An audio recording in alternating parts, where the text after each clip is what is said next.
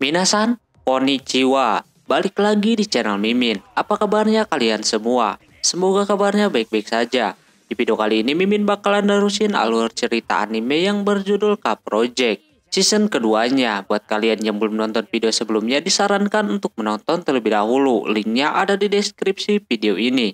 Oke, tanpa berlama-lama lagi langsung saja video intinya. Audio Jungle. Film dilanjutkan setelah kemarin membuat sebuah aliansi. Kini kubu merah dan biru menjalani misi bersama, yaitu menangkap para pemain jungle yang kelihatan sangat mudah untuk mereka-mereka ini.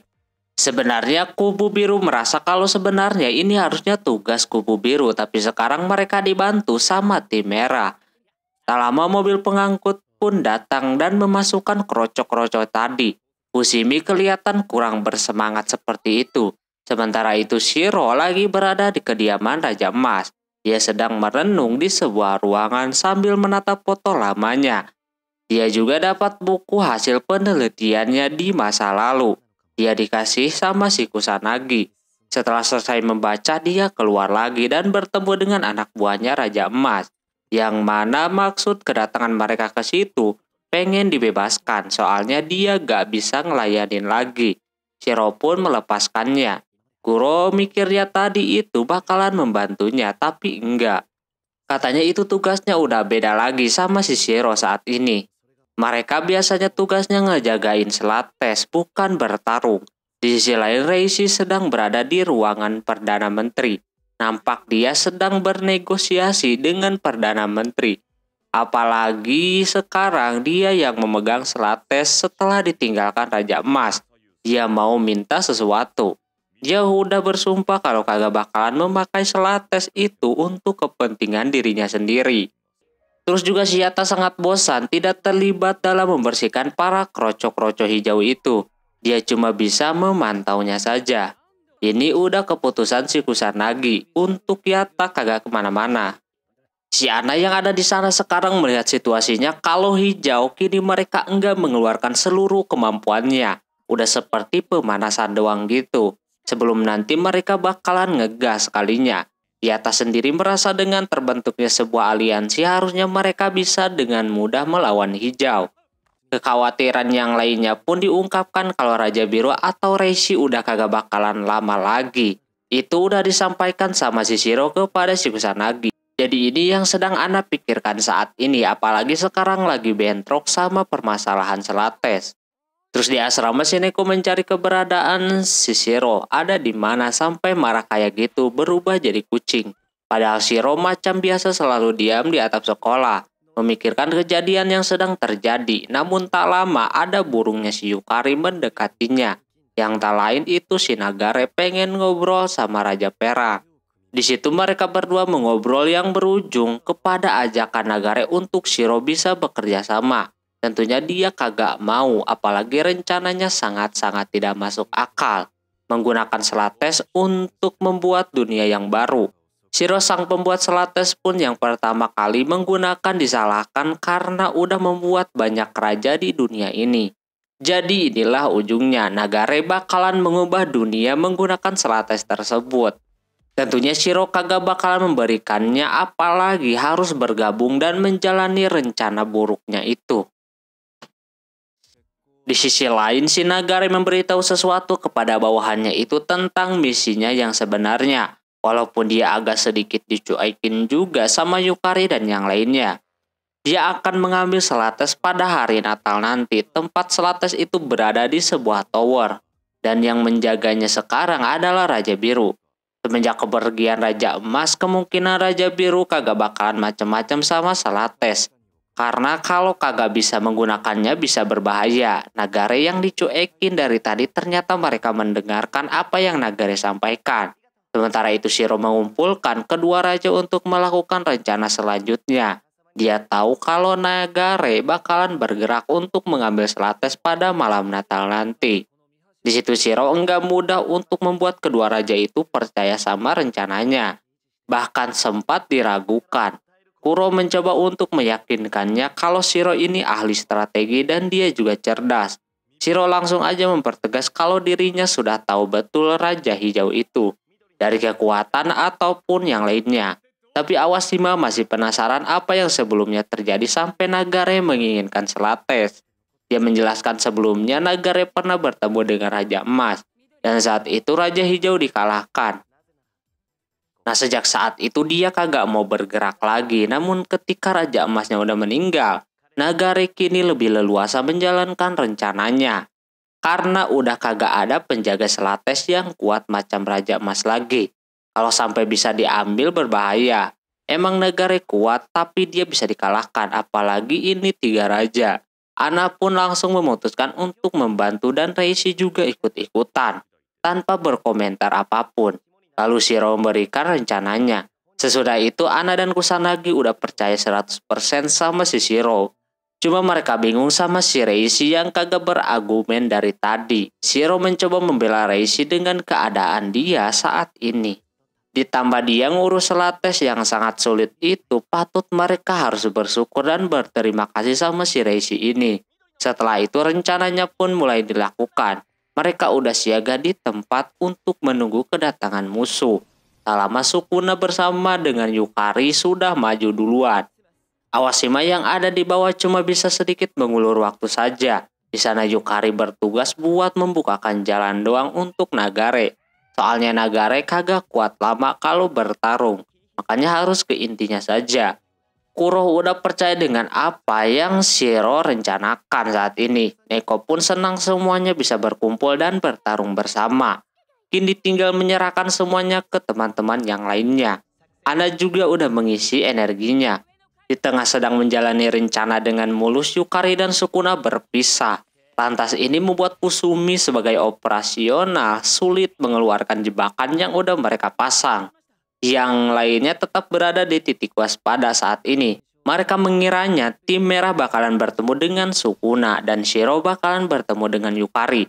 Taunya kagak gitu, malah Yukari ke tim merah Yata sama si gendut auto lari seperti itu.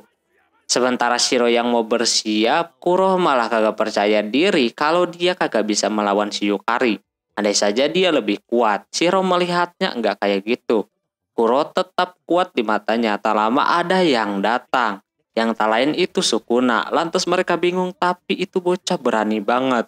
Untungnya Kuro yang maju melawan, itu pun dia kalah. Apalagi harus berhadapan dengan si Shiro. Neko pun mencoba membantunya sedikit. Di sisi lain Nagare bersama Iwa itu sudah sampai di lantai bawah. Dia tinggal maju aja ke depan. Iwa mengira ini terlalu cepat buat datang. Tapi Nagare sengaja karena dia udah kagak tahan. Walaupun ada 3 raja di tower ini, tapi menurutnya sangat mudah buat dikalahkan. Langsung aja dia berubah menjadi seperti itu dan larinya sangat kencang banget. Yukari yang tugasnya cuma membukakan jalan doang dan menghancurkan jebakan, dia kagak perlu mengeluarkan banyak tenaga. Pas masuk di depannya terdapat kubu merah dan kubu biru juga berada di belakangnya. Saat ini Yukari udah terkepung. Iwa sendiri merasa senang akhirnya si Nagare bisa bersemangat dan bertarung lagi. Setelah terakhir melawan Raja Emas, sekarang udah kagak ada Raja Emas, dia jadi leluasa seperti itu.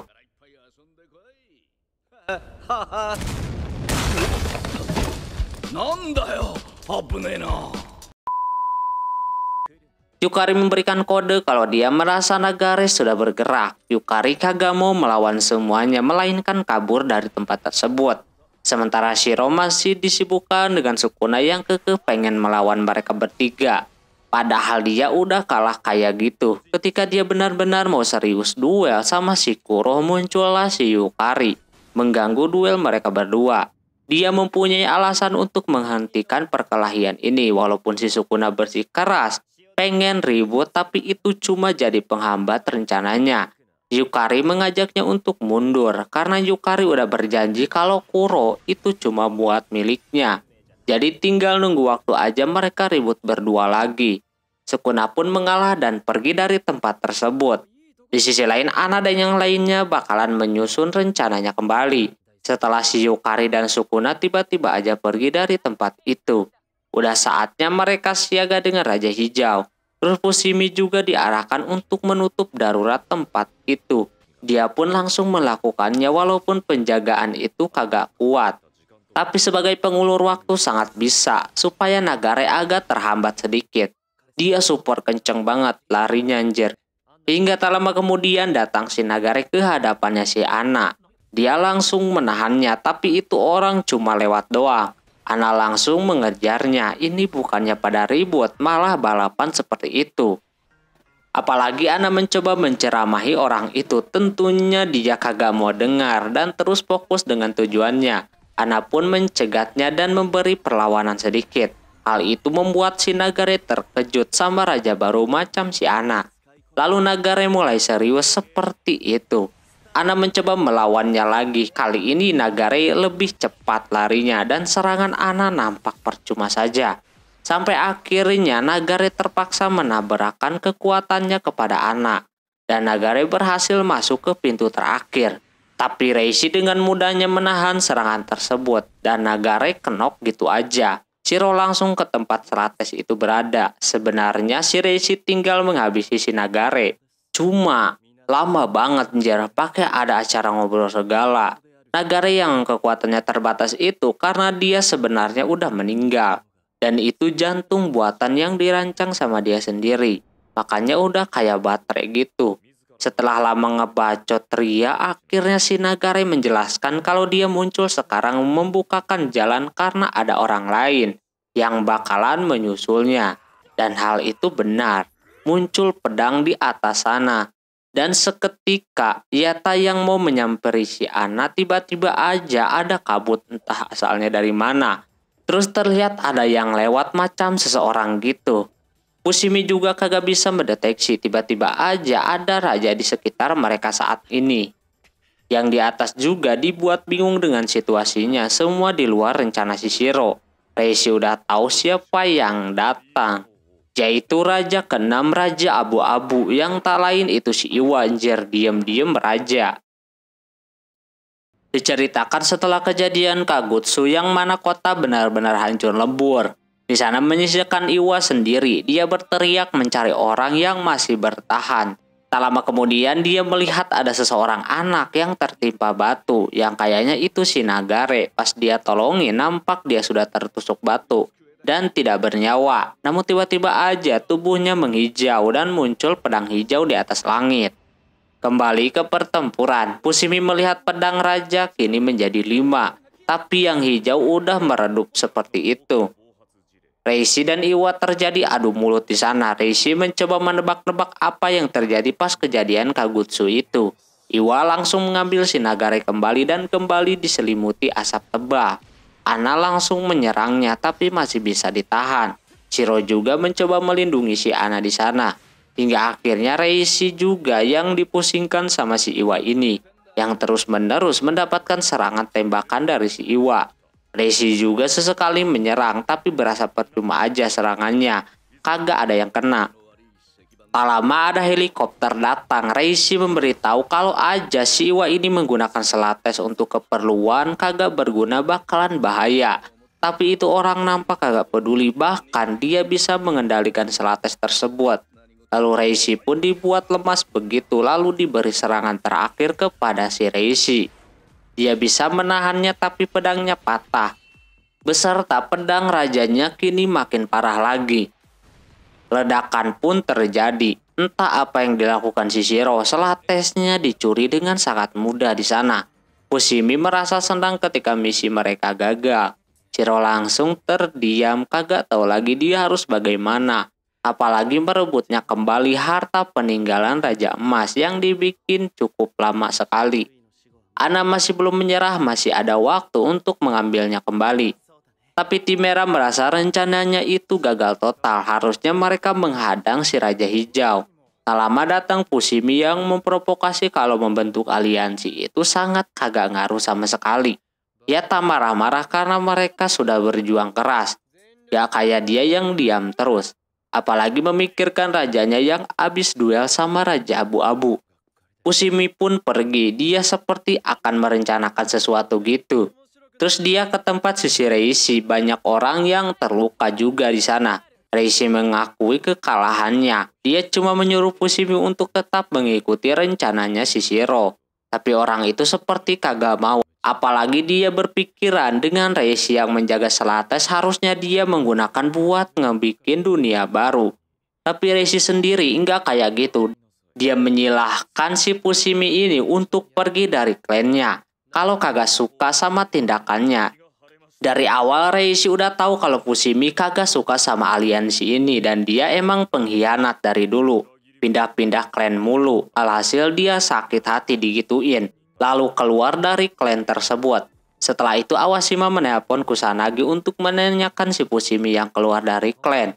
Sekarang entah kemana, pekerjaan klan biru jadi amburadul kalau kagak ada si Fushimi. Sedangkan Fushimi sendiri karena tadi udah disebut pengkhianat, jadi dia bakalan jadi pengkhianat beneran, yaitu login game jungle. Oke, mungkin segitu dulu untuk video kali ini. Mohon maaf bila ada kesalahan dalam penyebutan nama, tempat, atau yang lainnya. Dan sampai jumpa di video selanjutnya. Jamatane, bye-bye.